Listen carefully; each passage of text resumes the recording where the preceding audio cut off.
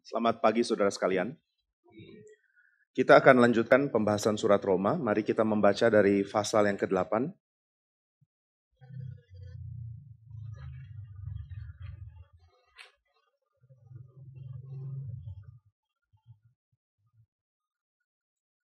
Kita akan sekali lagi melihat dari ayat-ayat yang ke-5 sampai ayat yang ke-8. Roma 8 ayat 5 sampai 8.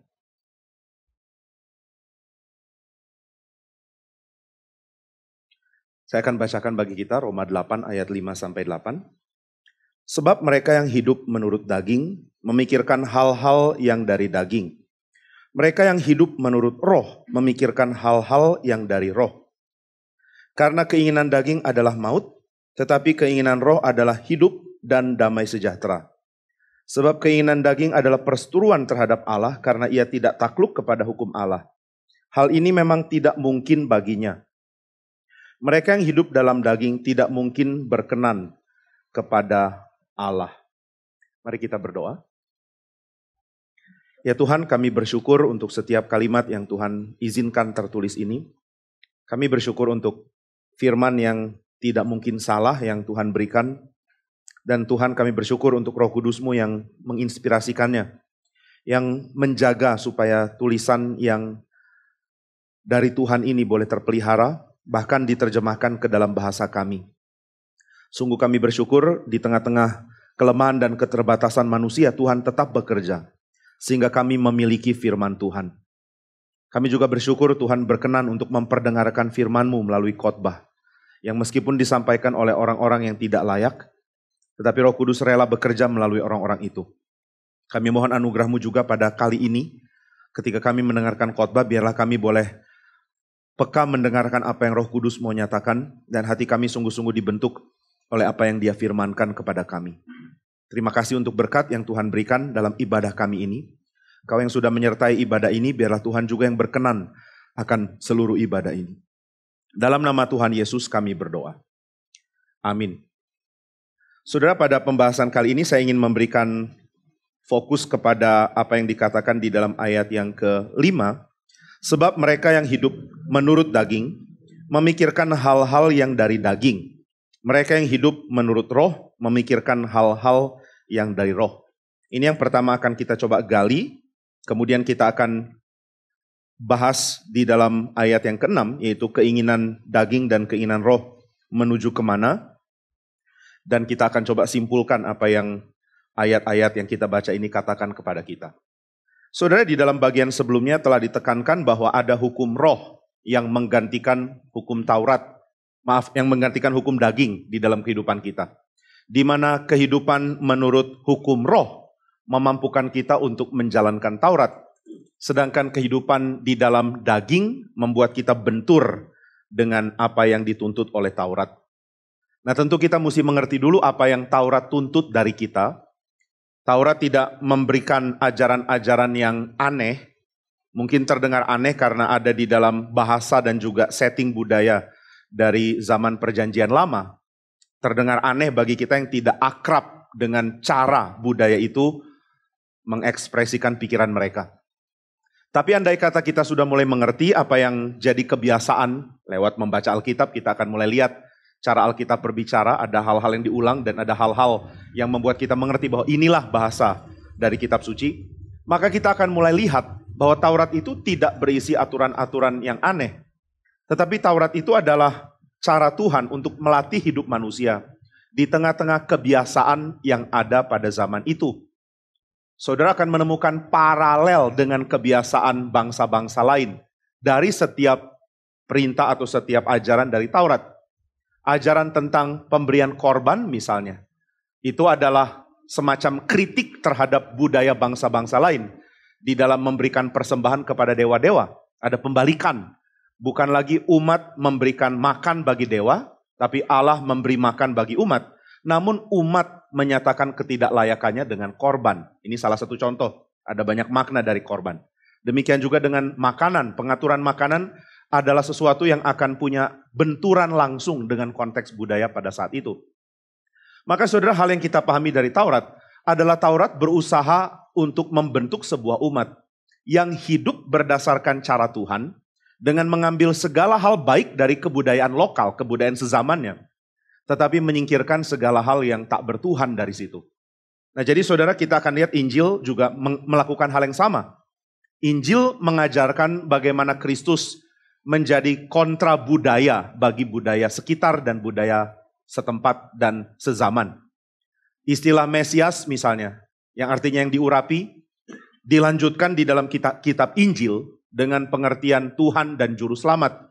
Ini pengertian yang ditambahkan atau yang digali dan kemudian diajarkan di Perjanjian Baru. Kristus adalah Mesias dan karena itu dia adalah Tuhan dan Juru Selamat. Tapi kata Tuhan dan Juru Selamat ini adalah bentur langsung dengan kebudayaan Romawi yang mengatakan bahwa Kaisar adalah Tuhan dan Juru Selamat. Siapa yang jadi asli? Siapa Tuhan dan Juru Selamat yang real? Nah, itu yang Injil coba kemukakan. Maka saudara, Taurat bukan suatu aturan yang tanpa konteks budaya. Lalu apa yang kita bisa pahami adalah Taurat akan membentuk umat yang hidup berdasarkan budaya kontemporer, tetapi dengan cara yang suci. Hidup berdasarkan budaya yang lalu, tetapi suci.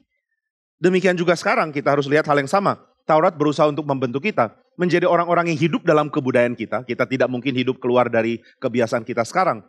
Tapi kita akan hidup dengan cara yang suci. Ada hal-hal yang dilakukan dengan cara yang benar, dan ada hal-hal yang memang harus disingkirkan sama sekali. Saudara tidak mungkin menjadi orang Kristen dan mengatakan, bagi saya teknologi adalah setan. Itu bukan kalimat orang Kristen. Orang Kristen akan mengatakan, bagi saya teknologi adalah budaya kontemporer, dan saya hidup di dalamnya. Maka saya perlu firman untuk mengetahui bagaimana berteknologi di dalam kekudusan. Bagaimana berteknologi dengan cara Tuhan. Nah, jadi sebenarnya baik Taurat maupun Injil menyatakan hal yang sama, bukan dibenturkan. Taurat menyatakan bahwa umat itu harus dipelihara kekudusannya supaya dia bisa menyambut Sang Mesias, Allah yang datang itu. Dan Injil mengatakan Allah sudah datang menjadi manusia, maka sekarang jadilah umat yang kudus karena dia akan datang kedua kali. Itu perbedaannya. Tapi kesamaannya baik Taurat maupun Injil sama-sama memperkenalkan Sang Mesias. Taurat memperkenalkan Mesias yang akan datang. Injil memperkenalkan Mesias yang sudah dan akan datang kembali. Lalu baik Taurat dan Injil sama-sama akan membentuk umat yang hidup di dalam kebudayaan lokalnya. Tetapi mereka akan hidup dengan cara sedemikian. Sehingga orang-orang di sekitar akan mengakui bahwa cara kita menafsirkan kebudayaan itu dan cara kita menjalaninya adalah lebih cocok untuk kemanusiaan. Lebih cocok untuk menjadi manusia. Manusia akan jauh lebih baik kalau jalankan kebudayaannya seperti orang Kristen. Nah, itu sebabnya sangat aneh kalau orang Kristen menjadi anti budaya, kemudian menyingkir dari kondisi lokal karena mengatakan semua itu sudah berdosa. Itu tidak akan menolong orang untuk melihat indahnya menjadi manusia di dalam konteks zaman sekarang. Nah, lalu bagaimana kita bisa berubah ya dari orang yang penuh dengan kecemaran karena budaya sekitar kita, menjadi orang yang suci di tengah budaya sekitar kita, tanpa menjadi terangkat dan terpisah dari dunia kita. Nah, saudara, teologi reform mempunyai keunggulan dalam menyelidiki ini, karena teologi reform memperkenalkan tentang doktrin penciptaan, dan segala hal yang berkait dengan penebusan itu akan dikaitkan juga dengan kekudusan. Ini dua hal yang unik ya. Penekanan pada doktrin penciptaan, lalu yang kedua adalah penekanan bahwa pembenaran akan dilanjutkan dengan pengudusan. Saudara dibenarkan, statusnya sudah jadi milik Tuhan, maka saudara akan masuk ke dalam pengudusan sekarang. Nah, ini hal yang penting karena tanpa dua hal ini, kita tidak akan lihat kehidupan harian kita sebagai kehidupan yang relevan. Kita tidak melihat budaya sekitar kita sebagai budaya yang penting untuk diperjuangkan. Kalau kita tidak mengerti bahwa Allah itu adalah Allah yang mencipta dan menopang ciptaannya, kita akan melihat dunia di luar gereja sebagai jahat semata. Dan kalau kita tidak mengerti bahwa pembenaran harus dilanjutkan dengan pengudusan, maka kita tidak mengerti tugas kita untuk hidup dengan cara yang tepat di tengah-tengah kebudayaan sekitar kita. Itu sebabnya di dalam teologi reform kita tidak khawatir untuk mengatakan bahwa orang yang melakukan pekerjaannya sehari-hari, dia sedang melakukannya untuk Tuhan. Kita tidak membedakan antara orang yang berdiri berkhotbah di atas mimbar dengan orang yang bekerja di kantor pemerintahan atau orang yang membangun usaha. Kita tidak melihat ada perbedaan. Sama sucinya dan sama-sama punya potensi untuk merusak. Hamba Tuhan bisa merusak dengan khotbah yang bidat, sedangkan orang yang kerja bisa merusak dengan korupsi atau malas, atau mendirikan usaha hanya demi keuntungan misalnya. Ini semua adalah hal-hal yang merusak. Jadi baik yang bekerja di gereja maupun yang bekerja di dalam tanda kutip ya, sekuler, ya nggak usah pakai tanda kutip, memang sekuler tapi milik Tuhan. Itu bukan harus dipisahkan, sama-sama menjadi hamba Tuhan. Sama-sama potensi untuk melakukan dosa. Dengan demikian pengudusan dan juga doktrin penciptaan akan memberikan kita pengertian bahwa Tuhan adalah Tuhan yang menebus bukan hanya jiwa saya, tapi juga menebus segala sesuatu. Nanti itu kita akan lihat di dalam surat Roma. Seluruh ciptaan, thesis, itu sedang mengeluh karena dosa. Seluruh ciptaan bukan cuma manusia. Maka saudara sekalian, ada hal yang penting untuk kita pahami mengenai doktrin penciptaan dan juga pengudusan. Bahwa baik doktrin penciptaan maupun pengudusan itu dikerjakan oleh Roh Kudus. Dan roh yang sama yang mengerjakan penciptaan dari segala sesuatu adalah roh yang juga memberikan kepada kita hidup yang baru. Hidup di dalam roh. Inilah makna ciptaan yang baru itu. Hidup dalam roh, bukanlah hidup dalam daging. Hidup dalam daging berarti saudara masih mengikuti pola lama yang tak bertuhan. Sedangkan hidup dalam roh adalah saudara menjalankan hal yang sepertinya tetap sama, tetapi saudara memiliki pengertian yang total berbeda karena sekarang saudara bertuhan. Inilah yang ditekankan di dalam karya Roh Kudus untuk memberikan kepada kita cara pandang baru di dalam melihat hidup. Maka saudara sekalian, ayat yang kelima menekankan bahwa orang yang belum diperbarui oleh Roh Kudus itu tidak akan mungkin melihat segala sesuatu dalam pola pikir dari Roh Kudus. Sedangkan orang yang sudah diperbarui, dia akan mempunyai cara baru untuk melihat segala sesuatu, bukan lagi menurut daging, tetapi menurut roh. Kalau sebelumnya kita sudah membahas mengenai hukum roh berbenturan dengan hukum kedagingan, maka di dalam bagian ini ditekankan bahwa pikiran dibentuk oleh roh bertentangan dengan pikiran kedagingan. Nah saudara sekalian, kita hidup di dalam zaman modern yang mau tidak mau sangat terpengaruh dengan individualisme. Tapi saya ingin mengajak kita, saya berkali-kali coba melakukan ini ya. Saya ingin mengajak kita untuk menyadari bahwa zaman kita ini adalah cuma satu dari sekian banyak zaman di dalam sejarah manusia. Zaman kita bukan yang paling unggul, bukan satu-satunya zaman, bukan satu-satunya cara untuk memahami segala sesuatu. Tapi kita akan terkurung di dalam konsep ini ya, di dalam pengertian modern, bahwa segala sesuatu yang baru itu adalah yang paling unggul, paling mutakhir.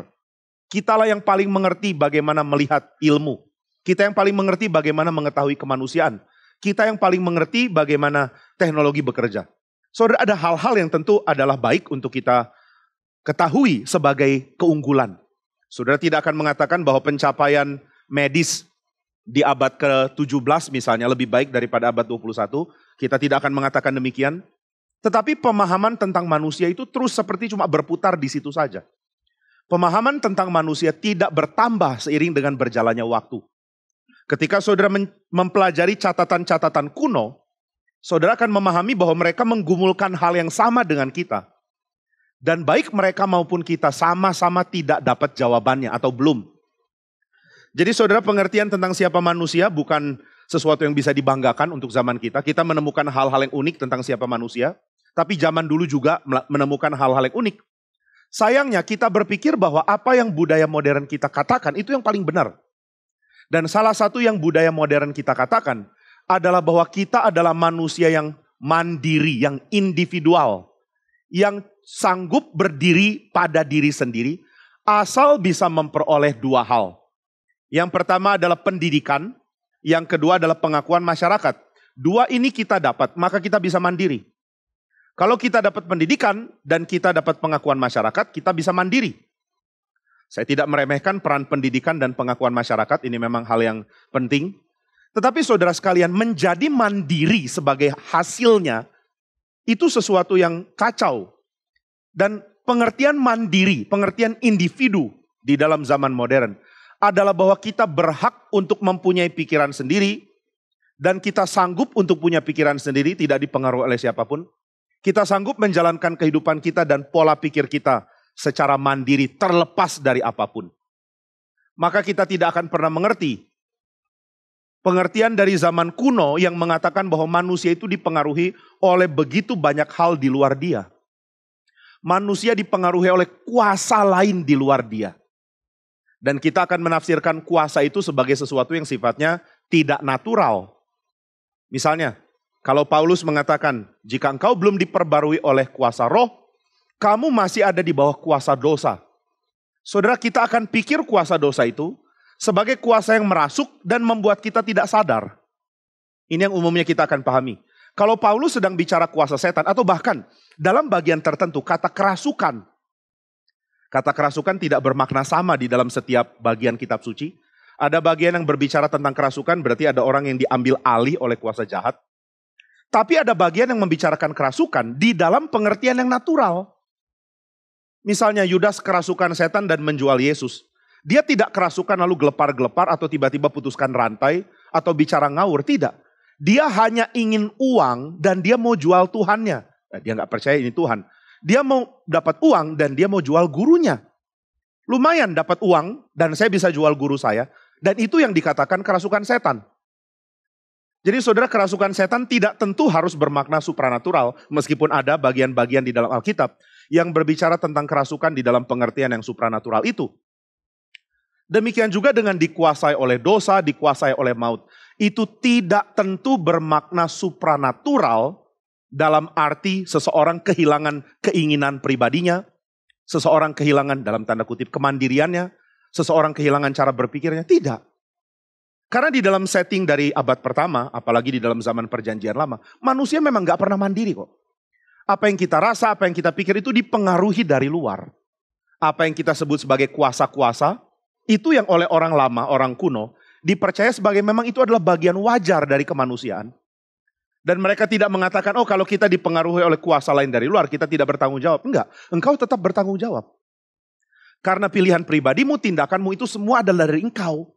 Tapi engkau tidak punya kemampuan untuk mempunyai kemandirian yang bebas dari kuasa apapun. Nah di dalam abad 21 orang sudah mulai rendah hati sedikit. Dengan mengatakan bahwa tidak ada pilihan individual, yang ada adalah pilihan komunitas. Oke, ini sudah lebih jernih pikirannya ya. Bahwa seseorang itu tidak pernah mempunyai pikiran yang mandiri, dia selalu akan dipengaruhi oleh hal-hal luar. Dia tidak berpikir karena dia mampu berpikir sendiri. Dia berpikir karena lingkungannya mengarahkan dia untuk berpikir sedemikian. Ini yang saya bahas kemarin ya di dalam pikiran yang cemar. Saudara dan saya berpikir dengan cara yang dipengaruhi oleh banyak faktor yang kita tidak mengerti apa itu. Heidegger mengatakan karena kita tidak mengerti faktor yang mengatur kita, makanya kita gelisah. Kita tidak mengerti kenapa kita bersikap begini, kita tidak mengerti keberadaan kita. Ada sesuatu yang sifatnya pra-pengertian, pra-kesadaran bahkan. Ya pra-pengertian lah ya. Ada kesadaran yang berupa pra-pengertian sebelum kita ngerti. Kita sudah dikondisikan. Dan kita gelisah karena kita tidak tahu apa yang kondisikan kita.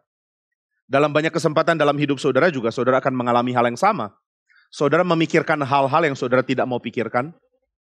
Kita sering mengatakan kepada diri, ayo berpikir positif, berpikir positif. Tapi saudara nggak berkuasa untuk menghentikan cara saudara berpikir meskipun cara itu adalah sesuatu yang katanya di bawah kontrol saudara. Ada orang mengatakan, Pak kok saya nggak bisa lepaskan dari pikiran-pikiran negatif tentang orang itu ya, padahal saya tahu itu salah. Nah ini merupakan bukti bahwa kita tidak bisa kuasai cara kita berpikir. Kita harus kuasai, tapi kita sadar bahwa kita ini terlalu lemah. Dan ada hal lain dari luar yang mempengaruhi kita bukan secara supranatural, bukan secara magic, bukan secara roh-roh yang sifatnya merasuk atau apa. Tetapi kita memang tidak bisa mendirikan sendiri cara pikir kita. Nggak mungkin. Nah orang dulu sudah tahu hal ini, sayangnya orang modern tidak. Dan salah satu penyebab adalah dunia filsafat modern yang kemudian menjadi populer di dalam 200 tahun kemudian. Saudara Immanuel Kant mengatakan kalimat yang sangat populer di dalam zaman kita, yang kita nggak sadar itu diambil dari Kant. Ketika dia mengatakan bahwa manusia itu adalah makhluk sejarah. Dalam arti kita ini bertumbuh jadi dewasa seiring dengan berjalannya sejarah. Kita bertumbuh pelan-pelan. Abad pertengahan kita masih remaja mungkin. Tapi zaman modern kita sudah dewasa. Manusia sudah masuk ke dalam usia dewasa. Dan menjadi dewasa Berarti saudara bisa bertindak benar tanpa harus diiming-imingi hal yang baik sebagai hadiah. Saudara bisa bertindak benar tanpa harus diancam dengan hukuman. Nah, ini pengertian kedewasaan moral menurut Kant. Ketika kita melakukan sesuatu karena kita tahu kalau semua orang melakukan hal yang sama, memang itu baik. Bukan karena saya akan dapat sesuatu. Manusia memang harus gini kok. Kalau aku bertindak rajin, itu bukan supaya aku memperoleh uang banyak. Karena memang rajin adalah hal yang baik. That's all. Rajin itu baik dan malas itu buruk. Selesai. Saya tidak perlu diiming-imingi bahwa kalau rajin nanti dapat gaji yang besar.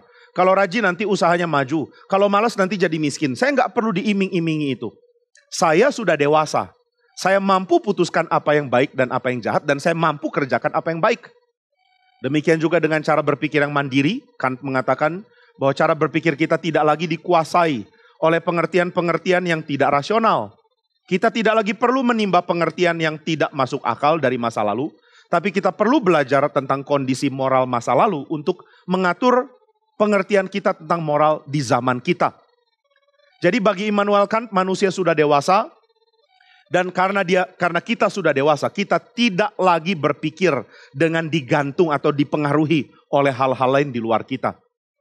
Kita tidak lagi harus dipengaruhi oleh segala sesuatu yang bentur dengan penemuan rasio yang kita dapatkan di zaman modern. Jadi manusia itu mandiri, tidak dipengaruhi oleh apapun. Tapi saudara, orang kuno kalau ketemu Kant, misalnya mereka ketemu lalu dialog ya, ini umpama ya. Kant ketemu Plato. Lalu Plato tanya, Kant gimana kabarmu? Kant mengatakan baik. Kamu gimana Plato? Saya juga baik. Gimana idemu tentang pikiran? Oh iya ya, saya pikir pikiran manusia itu mandiri. Lalu Plato akan geleng-geleng kepala dan bilang, gak mungkin. Lalu Kant akan bilang, mungkin dong. Kenapa gak mungkin? Gak bisa. Itu aneh sekali, cara berpikir seperti itu gak bisa saya terima. Manusia tidak berpikir sendiri. Manusia digerakkan oleh pikiran-pikiran di luar dia kok. Ide dia adalah ide percikan dari ide sejati di luar. Manusia tidak mungkin mandiri. Maka kan akan bingung lalu mengatakan, Plato kamu sehat. Kenapa berpikir kayak begitu? Manusia itu harusnya mandiri. Kamu kan filsuf. Filsuf itu pintar. Pintar itu berarti mampu pikir sendiri. Kamu tidak dipengaruhi oleh apapun dari luar. Tapi Plato akan bilang, itu cara pikir yang aneh sekali. Pikiran manusia dipengaruhi oleh begitu banyak aspek. Sehingga aspek-aspek yang dominan itu yang akan pengaruhi kita.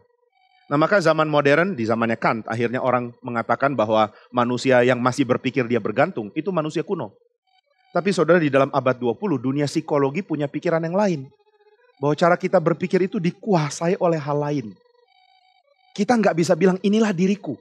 Diriku dan hal lain di luar kita, pengaruhnya itu lebih besar dari yang kita pikir. Kita tidak bisa berpikir bahwa diri kita dan pengaruh luar itu putus sama sekali. Dan adalah pilihan kita untuk menentukan yang mana yang akan mempengaruhi kita.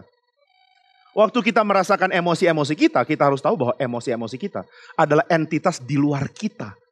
Yang gak bisa dengan gampang kita katakan sebagai bagian dari kita. Waktu saudara senang, waktu saudara sedih, waktu saudara marah, waktu saudara benci.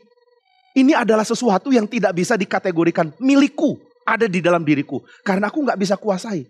Tapi juga tidak bisa dikatakan lepas dari aku, karena toh faktanya aku adalah bagian dari apa yang digerakkan oleh apa yang mempengaruhi aku itu. Membingungkan ya. Makin bicara soal pikiran, makin mikir dan makin sadar pikiran kita benar-benar terbatas loh.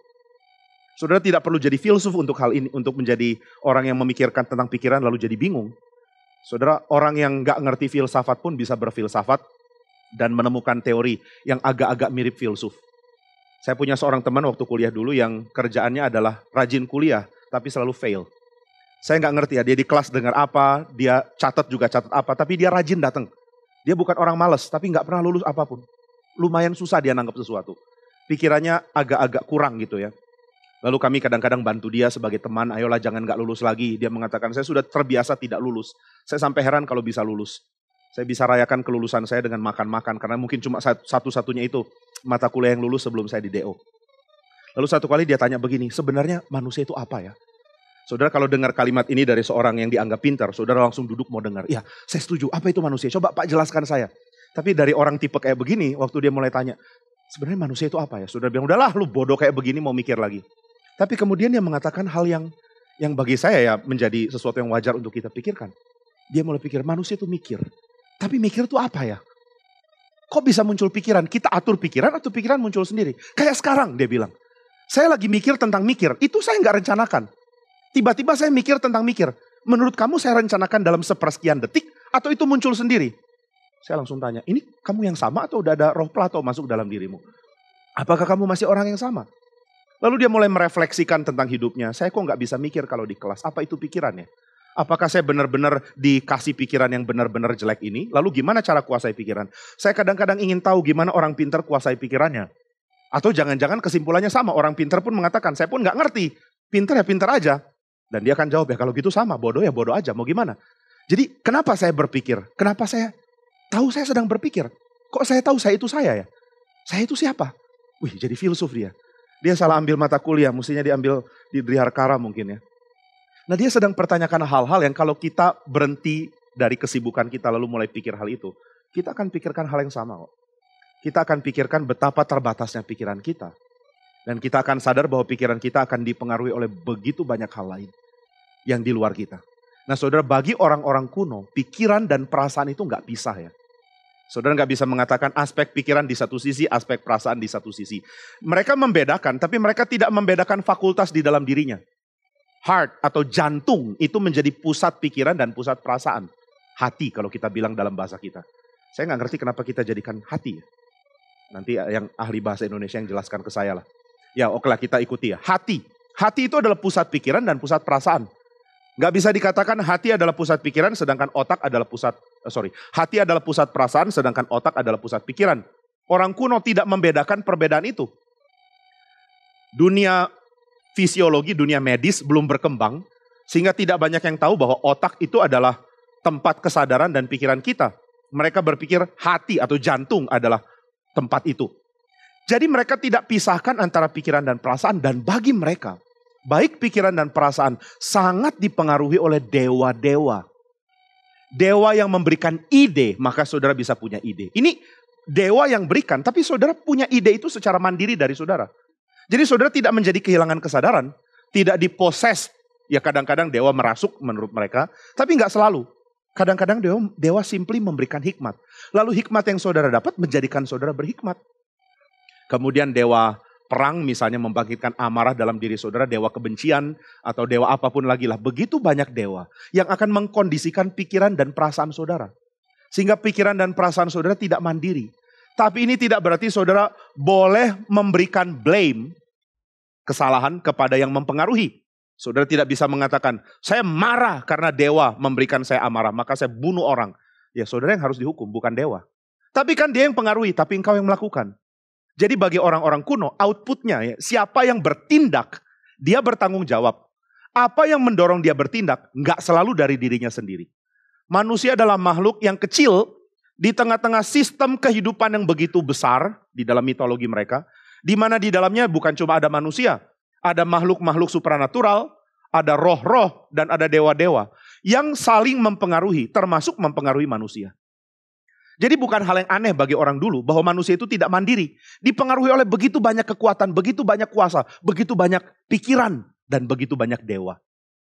Hal ini berubah di zaman modern, tentu kita tidak merasa bahwa itu benar. Dan saudara, kekristenan juga tidak menganggap itu benar. Tapi kekristenan mengajarkan bahwa memang benar engkau tidak sendiri. Engkau dipengaruhi oleh begitu banyak kekuatan di luar engkau. Dan Paulus membagi kekuatan ini bukan kekuatan dewa-dewa. Tapi Paulus membagikannya di dalam kekuatan dari kekuatan dari dosa dan maut. Kekuatan dosa dan maut. Bukan cuma kekuatan yang mendorong saudara untuk merasakan hal yang negatif, membenci Tuhan, membenci sesama, bukan cuma itu. Tapi kekuatan ini mendorong saudara untuk membangun cara berpikir yang anti Tuhan. Cara berpikir yang menolak Tuhan. Dan itu sebabnya di dalam ayat yang kelima dikatakan, mereka yang hidup menurut daging, mereka yang hidup dikuasai oleh segala hal yang berkait dengan dosa dan maut. Mereka yang dikuasai daging, dikuasai oleh apapun yang bentur dengan firman. Mereka tidak memikirkan hal-hal yang dari roh. Mereka memikirkan hal-hal yang bersifat kedagingan. Kedagingan tidak ada kaitan dengan fisik ya. Kedagingan yang dimaksud adalah pola pikir lama yang tidak bertuhan. Pola pikir yang cuma tahu diriku harus diutamakan. Ini merupakan pola pikir yang merusak, yang Paulus katakan tidak mungkin bisa lepas dari orang-orang di dalam kedagingan. Kedagingan berarti apa yang jadi emosi saya harus diutamakan, Apa yang menjadi perasaan saya harus diutamakan. Apa yang menjadi keinginan saya harus diutamakan. Apa yang menjadi niat saya harus diutamakan. Saya harus menjadi yang paling utama. Ini kedagingan. Kedagingan akan mengatakan aku sebagai tema sentral dari seluruh dunia. Aku adalah yang paling penting. Itu kedagingan. Nah maka saudara, orang yang hidup di dalam dosa akan dapat pengaruh yang menekankan si aku ini. Aku menjadi lebih penting dari Tuhan. Aku jadi lebih penting dari sesamaku. Aku jadi lebih penting dari siapapun. Nah ketika aku sudah paling penting, maka kuasa dosa dan maut menjadi akibatnya. Orang tidak mungkin menjalani kehidupannya dengan menonjolkan dirinya lebih daripada apapun yang lain, apalagi lebih dari Tuhan. Nah itu sebabnya ketika manusia dikuasai oleh kedagingannya, dia akan dikuasai oleh sesuatu yang akan mementingkan si aku dari dirinya sendiri. Saudara, tidak ada ya orang mengatakan kedagingan ketika saudara menolong orang lain. Saudara tolong orang lain lalu bilang, ih kedagingan banget itu orang. Itu orang benar-benar duniawi. Enggak, itu bukan hal yang duniawi. Tapi ketika orang itu menolong lalu mengatakan, lihat ya saya sudah nolong ya. Kamu harus lihat saya lebih murah hati dari banyak orang. Coba lihat itu pemimpin-pemimpin Kristen semuanya enggak ngerti memberi. Aku mengerti. Nah, pada waktu itu orang akan mengatakan, wah kamu duniawi banget. Kamu sangat kedagingan karena berpusat ke diri. Maka segala sesuatu yang dikaitkan dengan keduniawian dan kedagingan bagi Paulus, itu sebenarnya sedang menonjolkan diriku. Aku yang paling utama. Karena kesadaranku mengatakan aku yang paling utama, aku sentralnya kok. Aku melihat semua ya, aku yang melihat. Aku memikirkan tentang yang lainnya, aku yang mikir. Aku yang berkata-kata adalah aku yang berpikir, lalu aku yang berkata-kata. Aku ini yang memang utama kok. Akulah yang menjadi sentral dari kebudayaanku, dari duniaku. Dari awal sampai sekarang, saya adalah sentral. Saya adalah pusat dari kesadaran diri saya. Tapi saudara, di dalam pengertian kitab suci, Roh mengerjakan hal yang totally different, berbeda sekali. Roh mengajarkan kita untuk tidak melihat diriku sebagai utama, tapi Tuhan. Ini kalimat mungkin kalimat bisa jadi klise ya. Oke, utamakan Tuhan, jangan diri. Tuhan yang utama bukan diri. Saya sudah dengar itu dari awal. Dari awal saya ke GRI, saya sudah dengar itu loh. Tuhan harus utama bukan diri. Tapi maksudnya apa ya? Haruskah saya abaikan diri? Haruskah saya bikin diri saya nggak ada apa-apanya? Haruskah saya bikin diri saya menjadi kosong dan nothing? Begitu ya? Jadi kalau makan nggak boleh untuk diri, ya mati aja nggak makan. Kalau cari uang nggak boleh untuk diri, mati aja kalau nggak punya uang. Apa artinya Tuhan itu utama dan bukan saya? Kenapa dosa adalah saya jadi utama, sedangkan Tuhan tidak jadi utama? Kenapa kalau suci berarti Tuhan utama dan saya tidak? Itu artinya apa?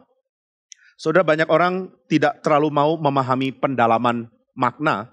Mereka cuma suka di dalam level yang saya sering sebut bumper sticker ya. Ucapan-ucapan pendek yang kita anggap sudah benar. Udah pokoknya sudah benar, jangan ditanya lagi artinya dan jangan cari tahu maknanya. Makin cari tahu maknanya makin ribet.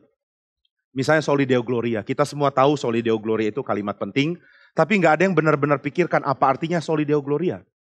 Kalau saudara bilang, saya tahu artinya apa Pak? Apa artinya? Segala kemuliaan bagi Tuhan, itu bukan artinya, itu terjemahannya. Artinya apa? Apa artinya segala kemuliaan bagi Tuhan? Kemuliaan itu apa sih? Lalu apa yang kita anggap kemuliaan? Oh kemuliaan itu gini Pak, kalau saya dipuji saya bilang bukan saya tapi Tuhan. Jadi saya akan bilang, seperti si Khabib kalau habis menang selalu. Tapi sayangnya dia Islam, itu bukan Kristen. Nah saudara, apakah itu maksudnya? Kalau saya dipuji bilang, bukan saya tapi Tuhan. Tapi dalam hati bilang lumayan juga lah, memang untuk Tuhan. Tapi saya lumayan kena, kecipratan. Jadi mulia bagi Tuhan dan cipratan bagi saya sampai selama-lamanya. Nah saudara, apa artinya segala kemuliaan bagi Tuhan ya? Apa yang dimaksudkan dengan kalimat-kalimat penting itu? Bukankah baik jika kita mendesak hamba Tuhan ataupun orang-orang yang mengajar untuk memberikan penjelasan sampai kita ngerti? Bukan berarti saudara harus jadi pendebat hamba Tuhan terus ya, tapi saudara kejar untuk ngerti. Saya ingat ada satu pemuda kita yang setiap kali PA pasti dia nanya, lalu setelah itu dia akan kejar lagi. Dan saya senang kalau orang kejar lalu dapat pengertian dan bertumbuh. Setelah itu saya akan amati apakah dia tanya hal yang sama lagi atau enggak. Enggak, dia enggak pernah ulangi hal yang sama. Ada orang yang kalau nanya itu lagi gitu. Saya nggak ngerti apa dia belum ngerti kah? Saya terlalu bodoh memberikan penjelasan atau dia terlalu bebal menangkap penjelasan? Tapi nggak bertumbuh, pertanyaannya itu terus.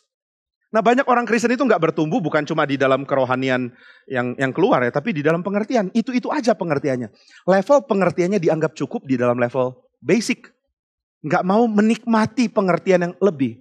Meskipun sebenarnya pengertian lebih akan membuat kita makin menikmati hidup dan makin menikmati Tuhan loh. Nah kalau orang nggak nanya, orang akan mandek di dalam pengertian yang dasar dan merasa sudah tahu. Dan ini yang bahaya. Ketika kita merasa sudah tahu, baca Alkitab pun akan membuat kita mengiang-iangkan apa yang kita sudah tahu dan kita nggak dapat tambahan baru. Andai kita mengatakan ke diri, lu belum tahu, coba cari tahu. Maka saudara akan makin berlimpah di dalam membaca buku kah atau dalam dengar khotbah. Karena saudara akan sadar, saudara akan ditantang untuk tahu lebih dari apa yang selama ini saudara sudah tahu. Jadi ketika orang mengatakan kemuliaan hanya bagi Tuhan, maksudnya apa? Saudara di dalam pengertian aslinya ya, kalau di dalam pengertian yang kita, ya misalnya kita pahami dari Calvin. Segala kemuliaan bagi Tuhan. Bagi Calvin adalah berkait dengan karya Tuhan di dalam apapun. Karya mencipta, karya menebus, dan karya apapun. Waktu saudara recognize, waktu saudara menyadari ini Tuhan yang kerja. Itu namanya segala kemuliaan bagi Tuhan. Saudara sadar bahwa Tuhan yang kerja. Saudara sadar bahwa Tuhan yang melakukan karyanya, bukan saya. Baik karya penebusan saya maupun karya pertumbuhan rohani saya. Bahkan karya saya menyangkal diri dan memikul salib. Itu pun karya Tuhan. Menyadari bahwa Tuhan yang berkarya itu sebenarnya artinya memberikan kemuliaan bagi Tuhan. Bukan saya yang kerja. Bukan memberikan kemuliaan berarti saya sudah kerja tapi Tuhan yang dapat kemuliaan ya. Oh itu bukan memberi kemuliaan bagi Tuhan. Itu namanya sok menyumbang Tuhan. Tetapi kalau saudara mengatakan apapun yang baik itu dari Tuhan. Ini dari Agustinus sebenarnya. Apapun yang baik mahkotailah ya Tuhan. Apapun yang baik itu pasti dari Tuhan, bukan dari saya. Kalau aku sanggup baik dari Tuhan, bukan saya. Itu namanya memberi kemuliaan bagi Tuhan. Maka tidak akan ada pernah bagian di mana kita mengatakan saya lumayan juga ya. Itu nggak akan pernah ada. Kita akan selalu mengatakan Tuhan sangat mulia karena dia kerjakan hal-hal baik ini. Itu namanya soli deo gloria. Jadi soli deo gloria sebenarnya menyadari bahwa semua yang baik itu semua dari Tuhan. Nggak ada bagian saya. Nah saudara, bagaimana dengan pengertian yang tadi kita sudah bahas? Bagaimana dengan pengertian bahwa Tuhan bukan saya yang utama. Bukan saya tapi Tuhan. Tadinya saya pusatkan ke diri, tapi sekarang Tuhan. Apakah artinya saya tidak boleh punya bagian? Saya kerja uang nggak boleh untuk saya makan tidak boleh sama sekali untuk aku? Apa artinya? Semua untuk Tuhan dan bukan untuk saya. Saudara harus pahami ini di dalam pengertian relasional. Bukan di dalam pengertian yang sifatnya individual. Maksudnya bagaimana pengertian relasional? Maksudnya segala sesuatu bagi Tuhan adalah saudara ada di dalam kesadaran bahwa saudara berelasi dengan Tuhan. Sama dengan kalau orang berelasi dengan sesamanya, dia akan sadar bahwa dia menjadi manusia karena dia berelasi dengan orang lain. Saudara akan makin sadar tentang siapa saudara kalau saudara ada relasi dengan orang lain. Ada orang pernah mengatakan, saya merasa makin hidup sejak mengenal engkau. Misalnya ini kan kalimat yang sering diucapkan waktu pacaran. Waktu nikah, jangan-jangan jadi berubah. Saya merasa makin mati sejak mengenal engkau. Nah intinya adalah merasa makin hidup atau merasa makin mati. Itu terjadi karena ada orang lain. Kita berinteraksi dengan orang lain, maka kita merasa sesuatu. Saudara, apa yang dirasakan manusia kalau dia tidak pernah berinteraksi dengan orang lain? Dia tidak rasa sedih, mungkin dia tidak rasa senang, tapi dia rasa kosong dan ini yang lebih parah daripada penderitaan dan kesakitan. Ada orang mengatakan, saya nggak suka manusia bikin saya sakit hati. Saya lebih suka anjing, karena anjing membuat saya senang. Ya silakan, tapi saudara akan mengalami bahwa merasa kosong karena tidak ada manusia, ternyata lebih parah daripada sakit hati. Ada lagu yang mengatakan sakit hati lebih parah dari sakit gigi. Yang ngarang belum pernah sakit gigi, katanya gitu. Saudara, kita merasa sakit, lalu kita merasa sakit itu tuh harusnya nggak ada. Lebih baik saya nggak rasa apa-apa, tapi itu salah. Manusia tidak didesain untuk nggak rasa apa-apa. Kita nggak bisa jadi stoik. Perasaan dingin dan membatu, nggak peduli apapun, itu mematikan kita. Tidak tergerak oleh apapun itu mematikan kita.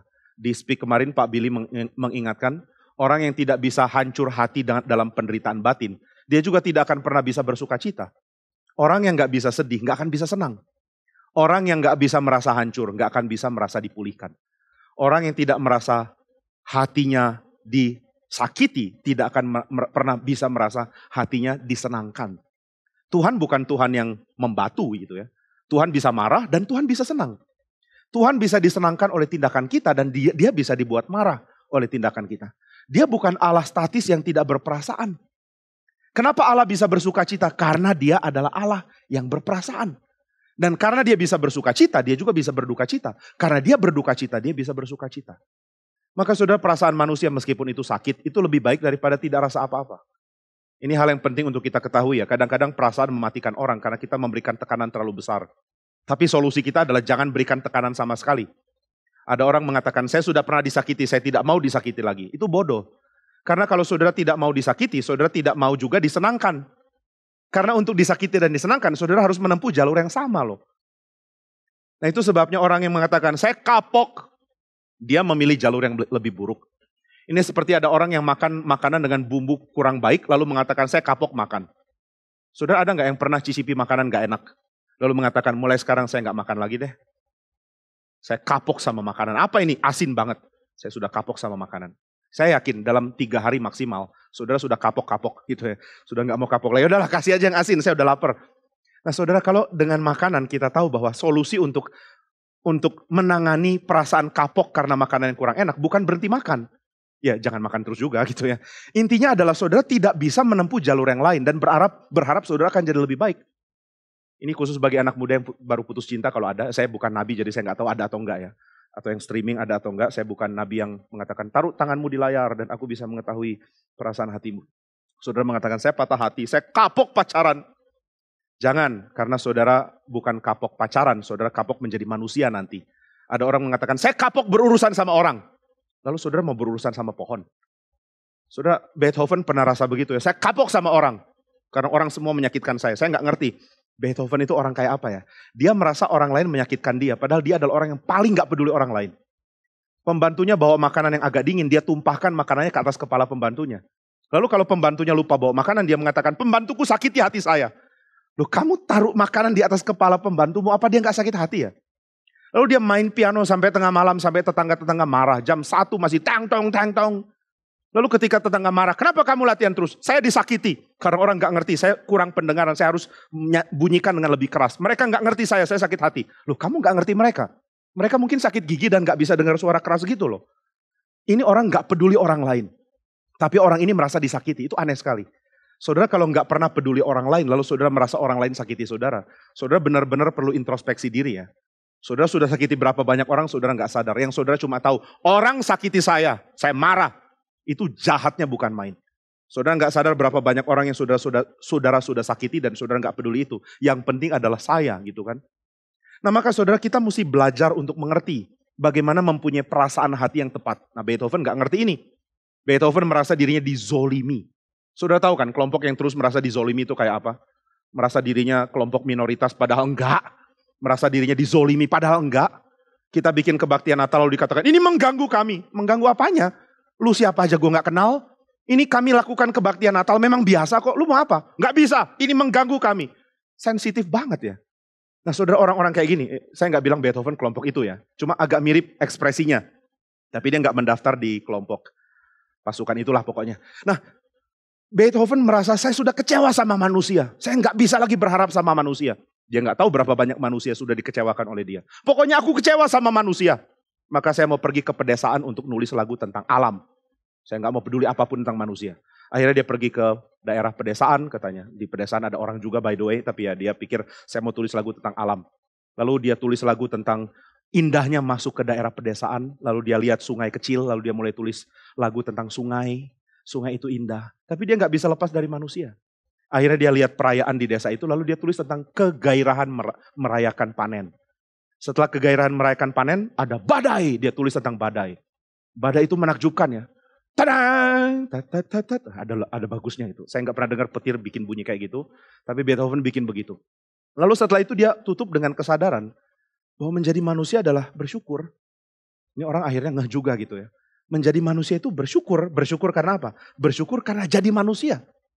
Bisa bersyukur karena aku manusia. Nah saudara, intinya adalah waktu seseorang mengatakan saya ingin menjadi manusia. Dia nggak bisa menjadi manusia dengan cara lepas dari orang lain. Nggak mungkin. Dia perlu orang lain untuk menjadi manusia. Entah dengan disakiti oleh orang lain. Entah dengan disenangkan oleh orang lain. Entah dengan dikecewakan oleh orang lain. Entah dengan dibuat bangga oleh orang lain. Dia perlu orang lain untuk dia menjadi manusia. Karena menjadi manusia itu bukan statis. Menjadi manusia itu mengekspresikan sesuatu. Dan saudara akan kacau atau sudah kacau kalau saudara mengekspresikan itu kepada yang bukan manusia. Ya ada hal yang saudara bisa ekspresikan ke yang bukan manusia tapi jangan kelebihan lah ya. Saudara mungkin akan bicara sama, saya nggak tahu, ikan saudara di rumah. Ikan, hari ini saya having a bad day, ini ikan. Tapi ya sampai itu aja kan, saudara nggak berharap ikan itu jadi konselor saudara. Ikan menurutmu dia baik nggak ya? Dia cocok nggak untuk saya? Kalau yang kamu lihat orangnya gimana kan? Ikan cuma bleb-bleb-bleb, nggak ada apa-apa jawaban yang dia bisa berikan. Nah maka saudara sekalian, manusia bisa jadi manusia karena dia express something. Dia mengekspresikan dirinya kepada komunitasnya. Dan apa yang diekspresikan itu dipengaruhi oleh begitu banyak hal. Nah ini yang Paulus mau tekankan di dalam pengertian Roh Kudus.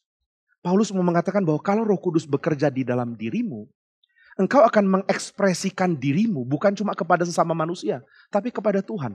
Mengekspresikan diri kepada Tuhan. Itu yang dikerjakan Roh Kudus. Karena saudara tidak akan mungkin punya kemampuan mengekspresikan diri kepada Tuhan. Gak bisa. Roh Kudus menciptakan ulang saudara. Roh Kudus melahirkan saudara kembali. Supaya saudara bisa menjadi orang yang mengekspresikan diri saudara kepada Tuhan. Mengekspresikan kegaguman kepada Tuhan. Mengekspresikan dedikasi kepada Tuhan. Mengekspresikan komitmen kepada Tuhan. Mengekspresikan niat untuk jadi lebih baik untuk Tuhan. Dan terutama lebih dari segala sesuatu. Mengekspresikan kasih kepada Tuhan. Maka saudara kalau lihat di dalam pembahasan perjanjian lama tentang Roh Kudus.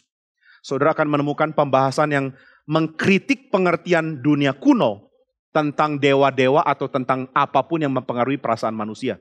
Seperti saya sudah katakan tadi, orang-orang kuno percaya dewa-dewa mereka akan pengaruhi mereka. Atau roh-roh akan pengaruhi mereka. Ada roh maka saya akan bertindak begini. Ini bukan cuma kerasukan, saya tadi sudah bahas.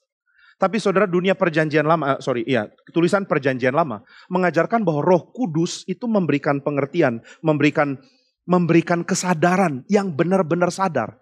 Roh Kudus itu membangkitkan kesadaran akan Tuhan. Gak ada yang lain yang bisa lakukan ini. Semua roh yang lain itu membangkitkan kesadaran tentang Tuhan dalam tanda kutip. Tuhan palsu. Saudara akan memiliki kekaguman kepada yang tidak mengagumkan.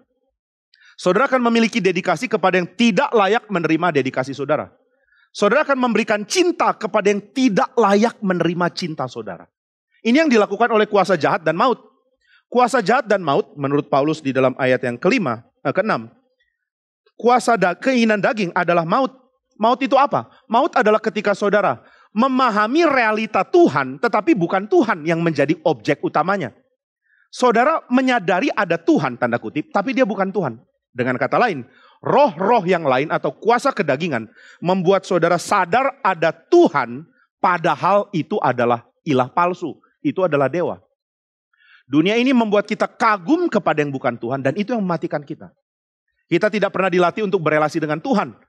Karena roh jahat, kuasa dosa dan maut membuat kita berpikir kita sedang berelasi di dalam bentuk relasi yang paling tinggi. Dan yang kita jalin relasi kepadanya adalah dewa palsu. Saudara bayangkan ya, ketika orang memberikan komitmen utama kepada hal yang bukan utama. Bukankah itu bodoh? Saudara mungkin sering dengar tentang tawuran karena antar penggemar klub sepak bola tertentu. Klub sepak bola dari sebuah kota yang gak usah disebut bahwa itu adalah Bandung misalnya. Dengan klub sepak bola lain yang gak usah disebut bahwa itu adalah ibu kota. Ribut terus kan. Dulu di Malang lawan Surabaya. Saya kadang-kadang pelayanan ke GRI di Surabaya, lalu pakai mobil dari gereja. Mobil gereja itu platnya N, Malang. Saya sangat lupa lihat jadwal gitu ya. Kadang-kadang saya lupa bahwa ini hari pertandingan Persebaya lawan Arema. Arema yang lebih populer di Malang. Nah ketika saya sudah sampai Surabaya, baru sadar ada iring-iringan di depan. Terus saya ingat-ingat, ini kan N ya? Celaka gitu. Dan benar, akhirnya saya menemukan atap digebuk-gebuk gitu ya. Terus pura-pura sabar, buk. Ada yang paksa saya bilang, hidup Persebaya. Saya ikut, ya hidup Persebaya gitu ya. Saya nggak tahu saya pro siapa lagi jadinya. Nah mereka begitu benci kepada lawan dan mereka siap berantem. Mereka siap berkelahi untuk hal yang gak penting. Bayangkan ya. Dan saudara, saya akan kasih tahu satu hal ya. Saudara akan selalu siap berkelahi untuk hal yang gak penting. Karena emosi saudara yang akan naik. Saudara bisa berkelahi karena rebutan lampu merah. Gimana rebutan lampu merah? Saudara siap berkelahi karena rebutan tempat bayar tol. Bisa ya, 2 mobil pepet-pepetan lalu marah-marahan lalu siap berkelahi. Aku rela serahkan nyawaku demi nomor 1 bayar tol. Karena nomor 1 bayar tol adalah segalanya bagiku. Ada orang yang mengatakan saya ini susah kontrol emosi kalau lagi di jalanan. Karena saya cinta keadilan. Rupamu cinta keadilan di jalanan. Cinta keadilan ya berjuang supaya pemerintah usut misalnya. Keadaan yang barusan ketika ada orang-orang gereja dianiaya seperti itu. Kalau pemerintah abaikan itu pemerintah benar-benar jahat. Nah saudara, ini namanya keadilan, bukan saudara menang dari antrian macet. Kalau macet ya sudah lah, mobil mau ambil, kasih aja, kenapa sih? Saudara cuma beda 5 meter, nggak ada guna, nggak akan merubah pahala saudara di kekekalan gitu ya. Nggak akan merubah apapun, tapi orang rela berkelahi untuk itu. Satu hal yang saya pelajari ya ketika ada satu orang yang latihan tinju katakan kepada saya, tahu nggak caranya supaya orang jangan sering berantem? Saya tanya, apa? Latihan tinju. Latihan tinju bukannya malah berantem? Enggak, salah. Karena waktu dia latihan tinju, dia akan masuk ke dalam komunitas orang yang jago tinju. Dia akan ngerti bahwa banyak orang ternyata jago tinju ya. Kalau orang nggak pernah latihan bela diri, dia akan anggap semua orang lain nggak bisa apa-apa. Ya saudara cenderung gitu kan, meremehkan orang. Saudara nggak pernah latihan bela diri, saudara akan selalu anggap orang lain nggak bisa apa-apa. Makanya saudara bilang, siapa sih dia? Sini biar gua lawan. Saudara udah tahu, orang yang ngomong sini biar gua lawan, dia nggak latihan bela diri dengan serius. Karena orang yang serius melakukan itu, dia akan lihat itu jago banget tuh orang. Saya lihat ya orang-orang yang latihan tinju itu badannya nggak terlalu gimana. Tapi kalau mukul bunyinya beda jauh dengan kalau saya mukul sansak. Kalau mereka mukul kayaknya tenang, tapi bunyinya boom. Padahal mukulnya boom. Sedangkan saya hiat. Gitu loh. Kok bisa beda gini ya? Baru saya sadar ada orang-orang yang mukul itu efisien sekali. Dengan tenaga kecil bisa bikin saya KO. Dan saya lihat badannya gak terlalu gimana amat. Bukan yang ada mangga-semangka. Sudah tahu ya, orang yang latihan untuk bentuk otot itu gak sama dengan orang yang latihan untuk olahraga. Yang latihan untuk olahraga ototnya mungkin gak terlalu segimana loh. Maka saya baru sadar, kalau gue ketemu orang badannya biasa, dan dia latihan tinju saya bisa mati. Maka mendingan saya gak cari masalah deh. Itu yang saya dapat. Waktu saya lihat kumpulan orang ini loh. Baru saya sadar, teman saya ngomong benar juga. Karena kamu gak pernah lihat orang yang jago tinju, makanya kamu sembarangan tantang berkelahi orang lain. Nah kita bisa berantem sama orang dengan alasan apapun, bukankah itu bodoh? Aku rela serahkan nyawaku demi ini. Rebutan kursi lah, rebutan apa. Ada satu orang sedang turunkan ini ya, tempat tidur, kursi di pesawat. Aduh mau santai, turunkan. Ternyata kena laptop orang di belakang. Orang di belakang itu langsung tantang berkelahi. Lu macam-macam, sini berkelahi sama gua. Lu, kenapa ya Pak? Kamu turunin tempat duduk, hampir patahin laptop saya. Oh sorry, laptop pun patah. Enggak sih, tapi harga diriku patah. Itu harga dirinya. Sini berantem. Orang itu jadi emosi, Pak. Bapak benar mau berantem hanya gara-gara ini. Yakin. Ini orang bisa bela diri ya. Bapak yakin mau berantem cuma ini? Oke, kalau mau oke boleh. Tapi Bapak pikir dulu baik-baik. Benarkah ini layak untuk diperjuangkan sampai segitu? Orang itu lihat karena orang depannya waktu berdiri lebih tinggi dari dia. Dia mengatakan, mungkin enggak. Oke, enggak apa-apa deh. Kali ini saya maafkan. Katanya gitu. Lalu duduk lagi. Sudah bodoh sekali ya. Orang berantem untuk hal yang enggak penting. Orang berantem untuk klub sepak bolanya. Dan dia tahu kalau dia tawuran dia bisa kena tikam. Dia bisa kelempar batu. Dia bisa ditangkap dan dikeroyok sampai mati. Kok tetap mau lakukan? Nah ini namanya dedikasi bodoh. Bukan kepada Tuhan kok. Dan kita lakukan itu kepada banyak hal. Saudara habiskan kesehatanmu untuk uang misalnya. Udah kurang tidur akhirnya badan makin lama makin hancur, sebentar lagi mati waktu ditanya, kenapa kamu penyakitan kayak gini? Sibuk cari uang. Saya nggak bilang cari uang salah ya, tapi saudara mendedikasikan hidup sepenuh-penuhnya untuk sesuatu yang saudara tidak sadar ini untuk Tuhan atau bukan, itu bodoh. Nah maka saudara ketika kita dedikasikan hidup untuk Tuhan, untuk dunia, untuk hal yang bukan Tuhan, itulah tipuan dari kuasa jahat, kuasa dosa dan maut. Saudara mati-matian mengatakan for the sake of something yang bukan Tuhan, demi sesuatu yang bukan Tuhan. Di bukunya Kuyper ada, di dalam karya Kuyper salah satunya ada yang judulnya Pro Reggae. Demi sang raja gitu, Pro Reggae, for the king. Pro Reggae, saudara teriak Pro Reggae for the king, itu good, itu baik. Tapi saya mau tanya kingnya siapa?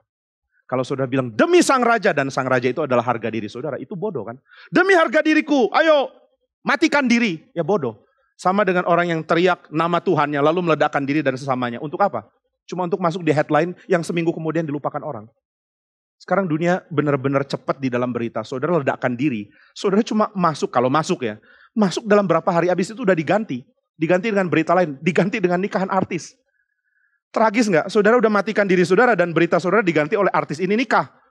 Luar biasa ya. Nah saudara, jadi itu kebodohan yang luar biasa. Mematikan diri demi yang bukan Tuhan. Mematikan diri bukan cuma memberi diri untuk mati. Menghabiskan waktu hidupmu untuk yang bukan Tuhan. Sama bodohnya. Hidup untuk apa? Untuk diriku, untuk gayaku, untuk nama baikku. Ya silakan perjuangkan itu, tapi itu bodoh. Nah Roh Kudus mengarahkan saudara untuk belajar berinteraksi dengan Allah sejati.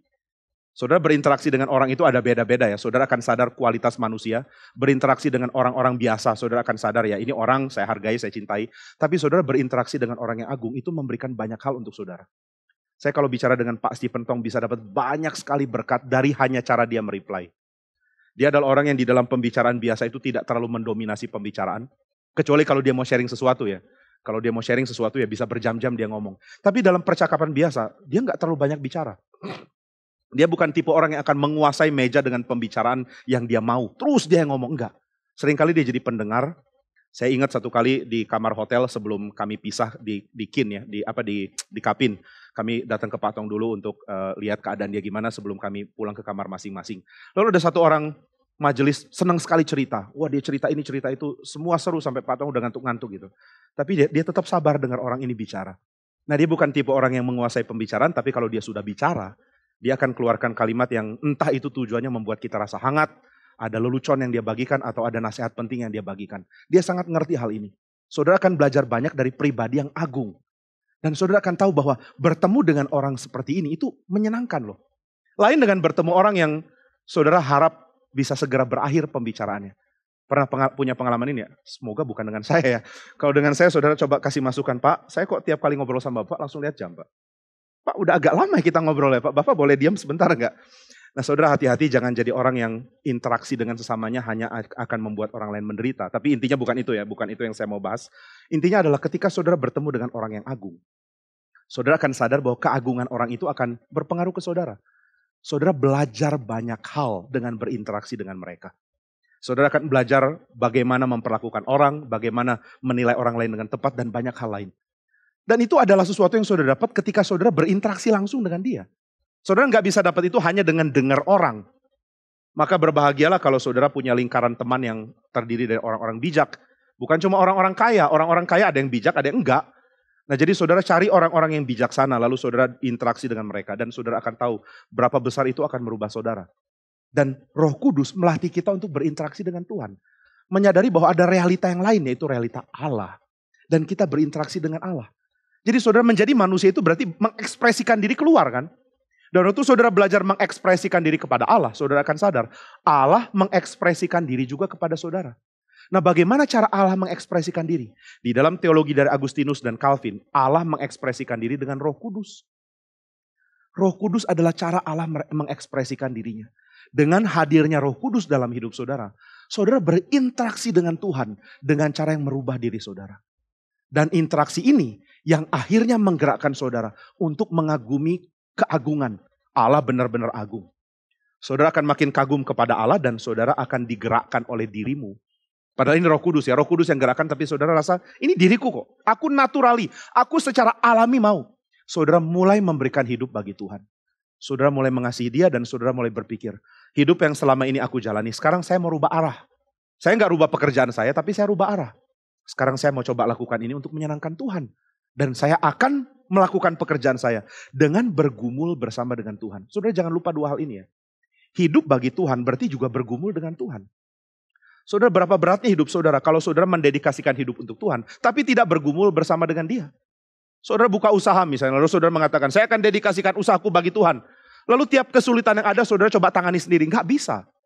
Tuhan mengizinkan saudara mengalami kesulitan bersama dia.